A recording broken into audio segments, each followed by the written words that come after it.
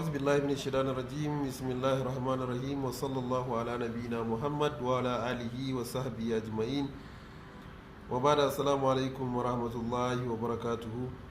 kamar kullum mai magana Shu'aibu Ibrahim Akarab mai gabatar da wannan shiri na Tilawa Online TV. Muna roƙon Allah subhanahu wata'ala ya jagaba da mana jagora domin tsarkin sunayensa, ya kare mu da zuriyar mu, ya shiryar da mu, ya nuna mana gaskiya, ya ba mu ikon binta, ya nuna mana ƙarya, ya ba mu ikon guje mata. Muna roƙon Allah ya tabbatar da mu akan wannan aiki na alkhairi. Allah ya sa mana shi a cikin mizanin mu. Masu kallo muna muku godiya matuƙa da addu'o'i da muke samu ta kowane janibi na Najeriya na kuma Afirka gaba ɗaya. Muna godiya sosai. Allah subhanahu wata'ala ya bar zumunci. Maza gare ku na dawo. Duk namijin da ya haɗa wannan haɗin bai samu nasara ba a ɓangaren abin da ya shafi ƙarfi na gaba, to ya je tuhumi kanshi. Har idan ya zamanto an yi biyu wa'annan sharɗin da na bada na farko, matsalar infection a jikin mace matsala ce ba ƙarama ba, matsalar sanyi a gaban mace matsala ce ba ƙarama ba. Waɗannan ababe guda biyu sukan kashe ƙarfin namiji, duk ƙarfin shi da lafiyar shi. In dai mace tana da infection da sanyi sun mata katutu, sun mata chronic, to namiji ka ji ni da kyau, za ka samu matsala duk lafiyar ka kuwa. Saboda haka wajibi ne ya zamanto kun shiga Tilawa Online TV, kun bibi magungunan da muke bayar na sanyi kowane irin sanyi kake fama da shi, mun yi bayanin shi.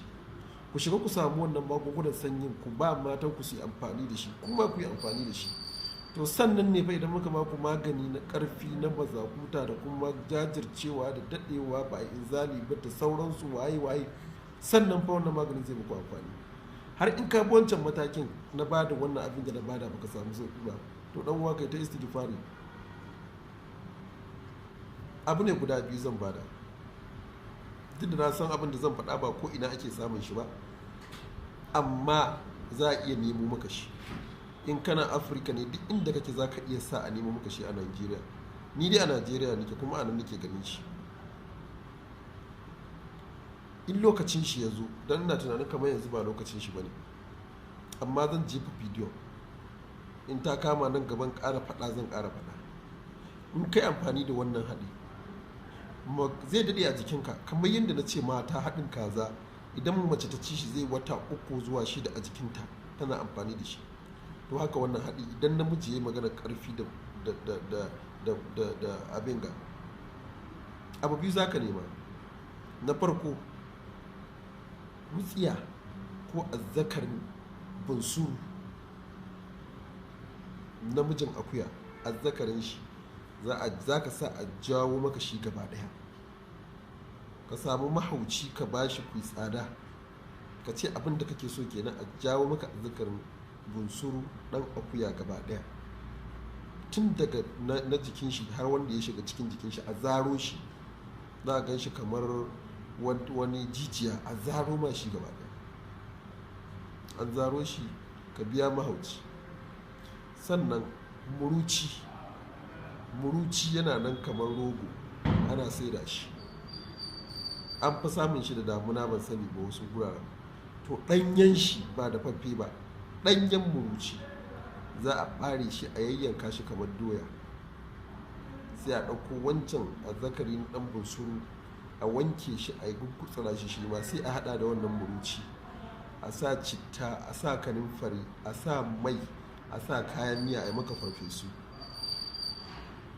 In an yi farfesu yadda kuka tabbata murucin shi ma ya dahu, ko za ka ji shi ba zai tubus ba kamar sauran doya da kaza, amma kana za ka ci, ka cinye shi da wannan roman.